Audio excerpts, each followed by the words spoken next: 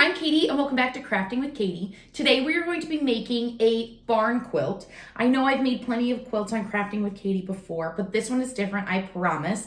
We're going to be making this out of wood. No fabric is necessary at all. What we're going to do is we're going to paint this piece of wood, draw a grid on it, and then make a design off of a quilt square that I found on the internet. There are barns all across the country that have these up on them, and we're going to be making our own version of that. Let's go ahead and get started. You'll need a square piece of wood. The one I'm using is 16 by 16. I'm using a foam brush for the base coat. Then I'll go in with smaller brushes for the other colors. I'm using 4 colors in total, white as the primer, blue, green, and purple. You'll also need a ruler, painter's tape, and a pencil. I'm using these paper snack boats to put my paint on. I also have a heat gun to speed up the drying process. The first step is to paint the wood white. This helps as a base coat so we won't need as many coats.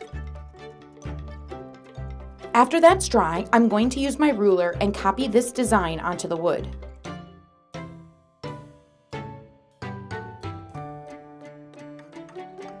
Now I need to paint each triangle.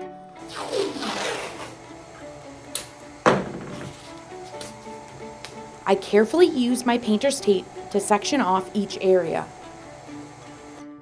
Carefully place the tape along the markings. Paint each section. Blue goes on first. I might have to do 2 coats, but pre-painting this has been nice. I have to use my heat gun to dry the paint between each coat.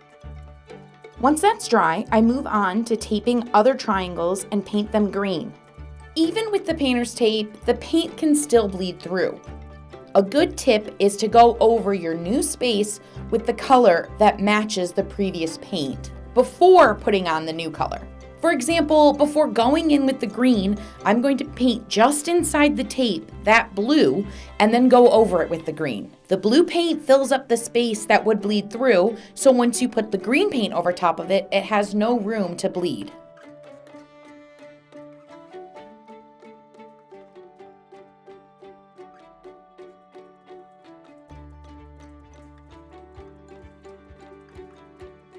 I'll add more tape and go back in with blue again.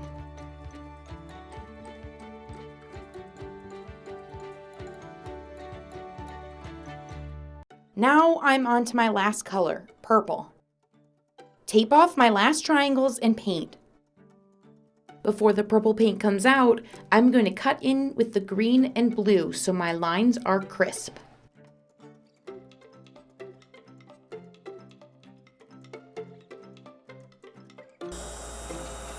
I hit it with the heat gun and peel off the tape for the last time.